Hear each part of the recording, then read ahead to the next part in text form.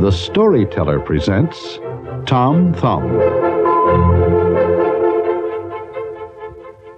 One evening, many long years ago, a poor old countryman and his wife sat by the fire in their small cottage in the forest.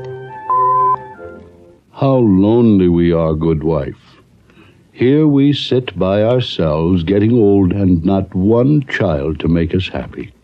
Yes, I miss their bright laughter around the house, dear husband. How I have wished for a child. Even if he were no bigger than my thumb, I would still love him dearly.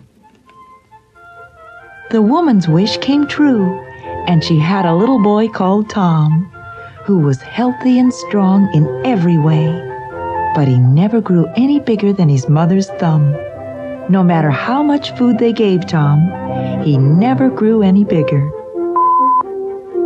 I'm so happy that our wish came true, dear husband. Small as he is, I will love him very much. Let's call him Tom Thumb. Many years went by, and he became a clever little fellow. He had twinkling merry eyes and was always happy and smiling. One day, Tom's father was getting ready to cut wood. I must leave now, but I do not have time to harness the horse and drive him into the woods. Oh, Father, let me do it for you. You, Tom? How? You are no bigger than the horse's hoof. I can do it, Father. Please let me try. All right, Tom, you may try it. Just this once. And the father strode off, whistling a merry tune. Tom called his mother. Please, Mother, come and harness the horse. I must take the cart out to Father in the woods. Tom, how can you? Please, Mother, I will show you. His mother harnessed the animal, even though she did not really believe that Tom could drive the horse. Now put me in the horse's ear. His mother did as he asked, and Tom yelled, Giddy up, Rex. and the horse started to go. His mother was very surprised to see Tom guiding the horse down the road, telling him when to turn left and when to turn right. She watched him until he was out of sight. Just then, two men came along. They saw a horse and a cart without a driver, and heard a voice that seemed to come from the horse's head. That's strange. A talking horse and a wagon without a driver. Let's follow it and see where it belongs, said one of the men. Finally, the horse and cart pulled up alongside Tom's father, who was just as surprised as his mother had been. Whoa, Rex. Well, here we are, Father. I did it. Please take me down, called Tom. The father lifted Tom out of the horse's ear and set him on top of his lunch basket. The two men were amazed at the little fellow. Say, old man, we will give you 6 pieces of gold for the boy. He's not for sale. He is my own boy and means more to me than all the gold in the world. But Tom Thumb, who heard what was happening, quickly climbed up his father's shirt and whispered in his ear, Take the money, Father. Don't worry. I'll be back soon. So his father gave Tom to the men and slipped 6 pieces of gold into his pocket. The men went on their way with Tom sitting comfortably on the hat of one of the men, where he had a nice view of the countryside. After a while, they sat down to rest. When the man put his hat on the ground, Tom ran away and hid in a mouse hole. My, it's dark in here. I wish I had a candle, he thought. The men tried to find Tom, but when they could not, continued with their journey. Tom crawled out of the mouse hole. Later, he found an empty snail shell and decided to sleep there for the night. But before he could fall asleep, he heard 2 other men pass by. One said to the other, I wonder how we could get the rich minister's gold. I know how. cried Tom. The men were startled to hear a voice from nowhere. What is this? They stopped and listened. Tom spoke again. Take me with you, and I will show you how to get the gold. Where are you? Look on the ground. See? Here I am.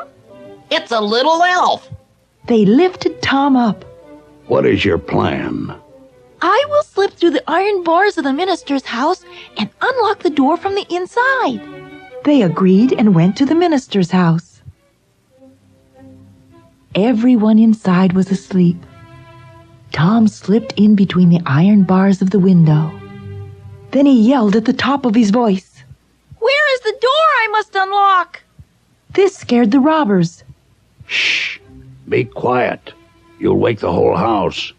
But Tom pretended not to hear and yelled, Where is the door? How can you steal the gold if I don't let you in? Be quiet, you bad boy. The maid, who was sleeping in the next room, heard Tom yelling and came out with a lantern and a stick. The robbers became frightened and ran away. The maid searched the room but could not find anyone because Tom was hiding behind the leg of a chair. After she left, Tom slipped out of the house and ran into the barn. He was very tired. He found a warm, soft pile of hay, curled up, and soon fell fast asleep. The next morning, the maid came to feed the cows. She picked up an armful of hay, which happened to be the very heap Tom was sleeping in. Suddenly, he was in the mouth of the cow and slid right into the stomach. Someone forgot to put windows in this room. My, it's dark.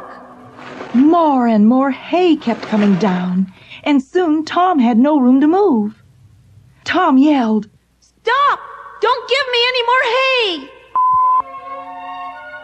The maid at that moment was milking the cow, and when she heard Tom's voice from inside the cow, she was so scared that she fell off her stool and spilled the milk. She ran as fast as she could to the minister. Parson, the cow is talking. My good woman, don't be silly.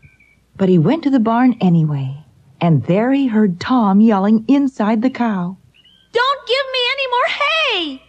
The minister thought that the cow was bewitched and ordered that she be killed.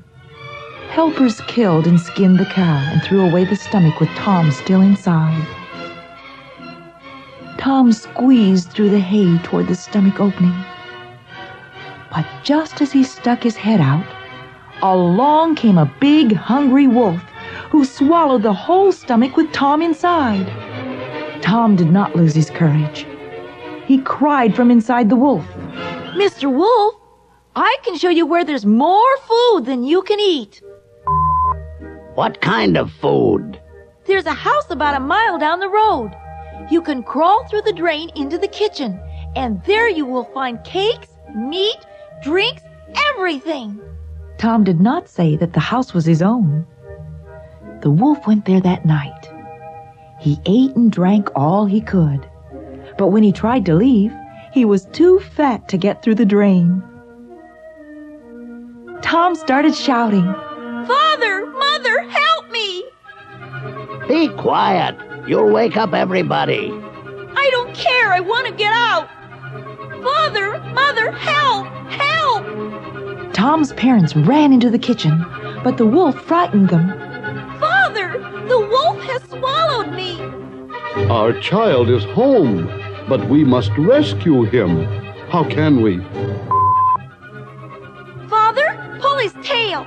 Pull his tail! They cornered the wolf, pulled his tail, and the wolf let out such a yell that he spat Tom right out. The frightened wolf ran away and never returned. Tom, where have you been?